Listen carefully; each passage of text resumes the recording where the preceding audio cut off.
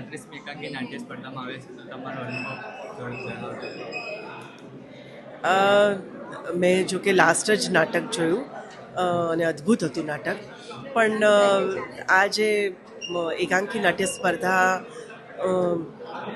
ગુજરાત સમાચાર ટ્રસ્ટની અને કલાસ્મૃતિની છે એ મને મારા જૂના દિવસો યાદ અપાવી દીધા, જ્યારે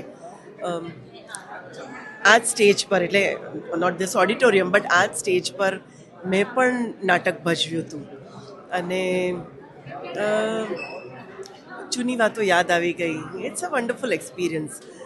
ઘણા વર્ષો પછી આ ટાઈમ આવ્યો છે કે જ્યાં હું આવી શકી, અને બહુ આનંદ થઈ રહ્યો છે મને. જી મેમ, તમે કીધું કે તમે બી આ સ્ટેજ ઉપર પરફોર્મન્સ કર્યું છે, તો ત્યારે ને અત્યારમાં તમને શું ફરક લાગે? ઓ ઘણો બધો. ત્યારે આટલી બધી એન્ટ્રીઝ પણ નહોતી, અને ત્યારે ખાલી કોલેજીસ હતા. અત્યારે તો કોલેજ અને નોન કોલેજ એ પણ છે, એટલે બહુ જ મોટા પાયે થઈ રહ્યું છે. અને મેં સાંભળ્યું એવા 900 જેટલા પાર્ટિસિપન્ટ્સ હતા. It's a very big thing.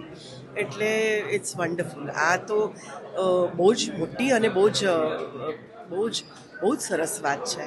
અને ઘણો ડિફરન્સ છે. અને આ હું કહું છું એ તો 30-32 વર્ષ પહેલાંની વાત છે, જ્યારે મને લાગે છે નવી જ સેકન્ડ થર્ડ યર હશે એનું સ્પર્ધાનું, ત્યારે મેં પાર્ટ લીધો હતો. એટલે એ ટાઈમ પણ અલગ હતો ને અત્યારનો, ને અત્યારે આટલા બધા